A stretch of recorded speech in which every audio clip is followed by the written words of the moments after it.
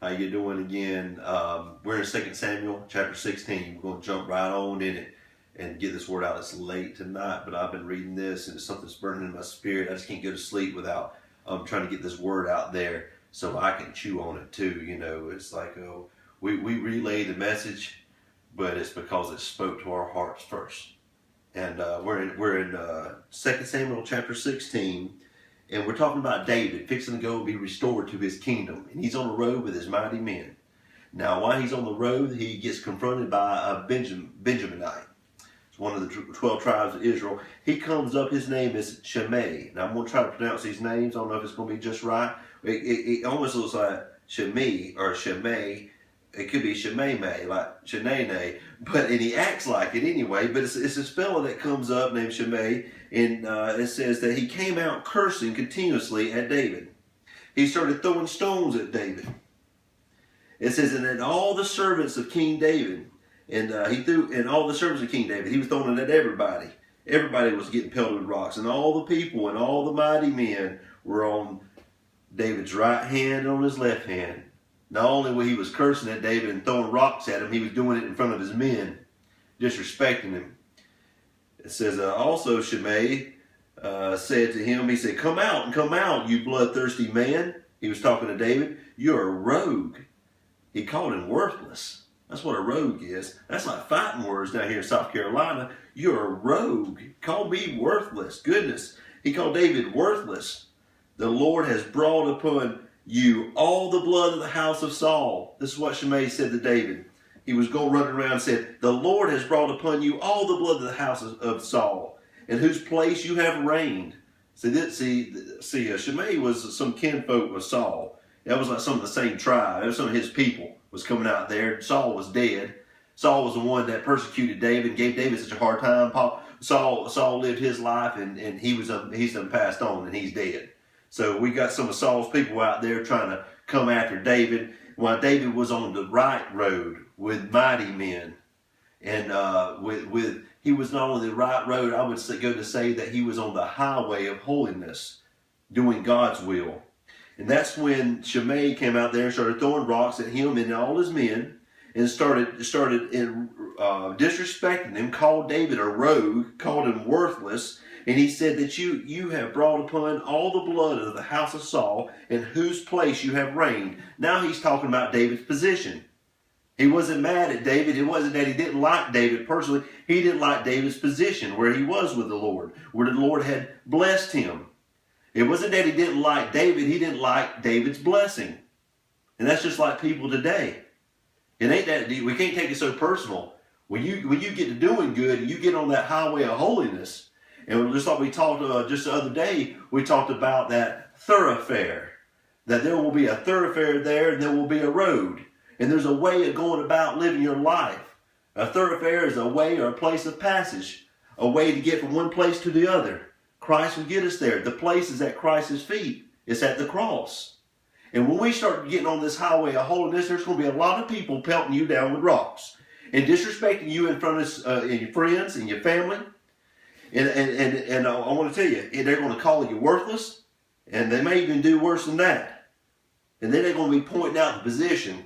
He pointed out David's position. He said that you have, whose place you have reigned, like you took over something that wasn't yours. Well, if God gave it to him, it is his. You see, some men plant trees that other men sit in the shade of. God said some men will build castles that you'll live in. You see, that's God's way. See, God said if he wants you to have it, you'll have it. And if God blesses you, it don't matter who throws the rocks at you. You see, David wasn't losing any friends by getting rid of Saul or any of Saul's people. He was just revealing some enemies.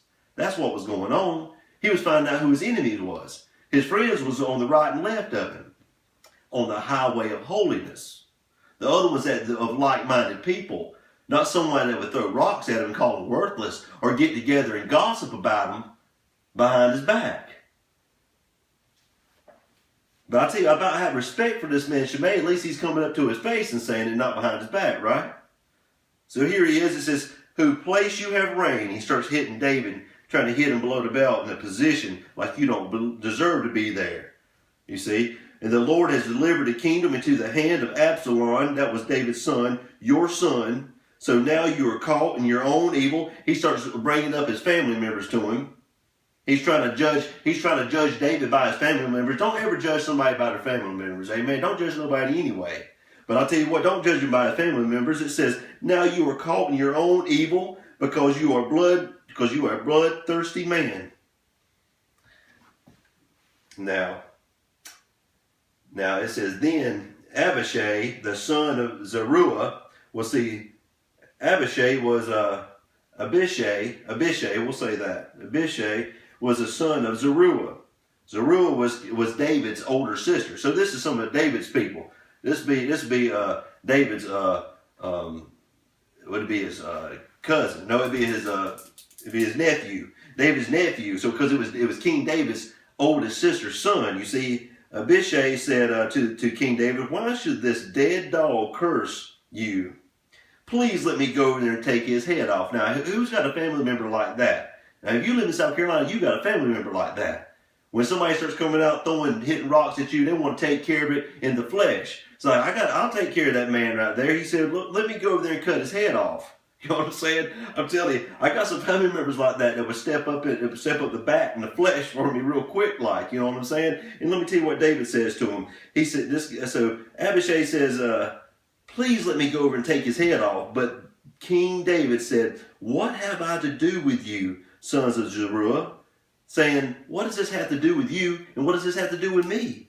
He's the one over there cussing. He's the one with a problem. He's the one that has a problem with us. We don't have a problem with him. He's the one that's kicking up dust, trying to disrespect me, bringing my past, trying to disrespect me in front of everybody. Not only that, he's trying to judge me for my family members. He's bringing up my son to me. He's trying to hit me where it hurts. What does this have to do with you or me? Because the Lord has said to him, has said to Shimei, saying that that the Lord has said to him to curse me. Who then shall say, why have you done so? Now, I don't believe the Lord told that man to go and curse David. I don't believe he told him to do that. I'm thinking David was basically saying that the Lord's allowing it to happen. So the people that are running behind your back and talking about you, disrespecting you because you're doing good or doing right, or because they don't like that blessing that God's got on you, they're not your friend. That's your enemy. And they're the ones bringing you down. See, I tell you, in the road of my life and Hillary's life, I'll have to vouch for both of us that we've had to leave some people behind. And it hasn't stopped us at all. And it wasn't that we were losing friends. It was we was revealing enemies. Enemies were being revealed and not losing friends. I was getting off the people out of my life that I don't need. I say a prayer a lot of times, dear Lord, get the people out of my life that I don't need. The people that's going to hold me back spiritually. And he will. And sometimes it's even family members. That's tough. That's rough. But it's the truth. So David said to him, basically, maybe the Lord is letting this happen. The Lord is letting this happen to see how I'm going to act while I'm on the thoroughfare of life, while I'm on the passage, while I'm heading in the right direction. The Lord is going to let some things happen. He's going to let the enemy come up and try you. He's not going to necessarily stop. That's up for us to keep on and hold that cross and to keep the faith no matter what. And don't get your kinfolk to go over there and cut their head off. You know what I'm saying? Let the Lord deal with it. You keep on doing right no matter what. It says, but King David said, what does this have to do with us? Because the Lord has let him do this. David said to him and to his servants, see how my son who has came into my own body seeks my life. David said, my own son seeks my life, like my son probably sent this man to do this to me. How much more now may this Benjamite let him alone? He says, basically David said, leave him alone and let him curse. For so the Lord has ordered him. It may be that the Lord will look on my affliction, and that the Lord will repay me with good for cursing this day. See, when your haters keep hating, that's when the Lord's going to keep blessing you. Your haters get you stirred up. That's when you get preaching good. They can keep on hating, but we're going to keep on preaching harder, you see.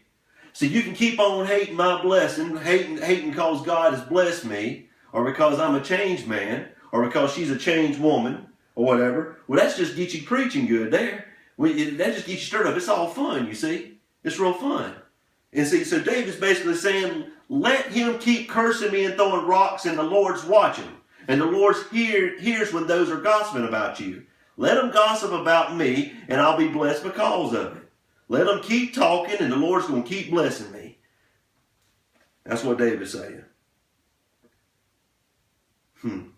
It says, it may be that the Lord will look on my affliction, that the Lord will repay me for good for this cursing day. And as David and his men went along the road, Shimei went along the hillside opposite of him. He went on the same road with David. Amen. I just saw that. See, he went on the other side of the hill opposite of David. He was on the road. He went on the thoroughfare. You see that?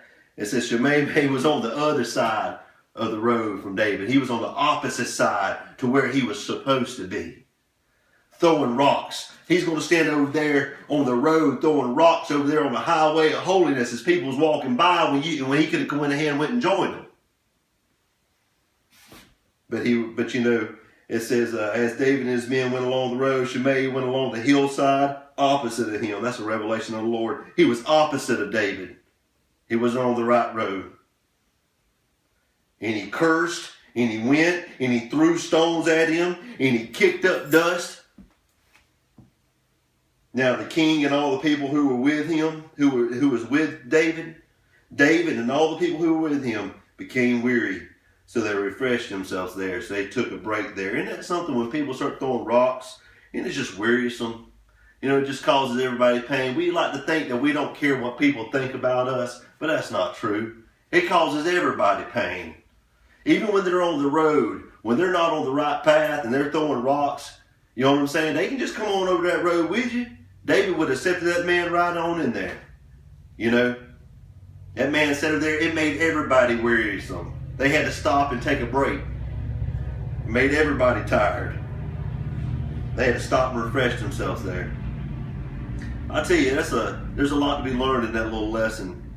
I found there's a lot of revelation to be. You can be on the road, on the roadside, opposite from the highway of holiness, throwing rocks, joining the crowd, going along with the crowd, talking, gossiping. God's listening. God's listening. Whoever you're talking about, God's going to bless. You keep on talking, you're going to keep on seeing them being blessed. The best thing you can do is pray for them. Christ even went as far as saying, love thy enemies. Love your enemies. Bless those who curse you. God, he went against the grain. That's not the normal way. That's not the normal way. That's God's wisdom. It's something that's outside the box. It's something that's not natural. It's supernatural. It's got to be spiritual. And it's got to be scriptural. And if it's not scriptural, it's not spiritual. And anybody that's got a movement that's not scriptural, it's not spiritual. See, the fight it's not about Christ. It's not about Jesus. The fight against what we fight is not about whether or not Jesus is Christ or not. It's about this Bible. And with people that are claiming believers, it's whether or not if you believe what this Bible says is so. It says that you can be opposite from where you need to be, throwing rocks, and the Lord to keep blessing those people. And all you need to do is humble yourself and go in and join them. You know, get in your word. It's amazing. After all, he called him worthless. He hated his position. He hated how he got there, how the Lord had blessed him. He judged him by his family members, brought up his past, hit him with hurt, started talking about his family, started talking about his son. And David said, let him keep on cursing, and the Lord's going to keep on blessing me. I appreciate you watching.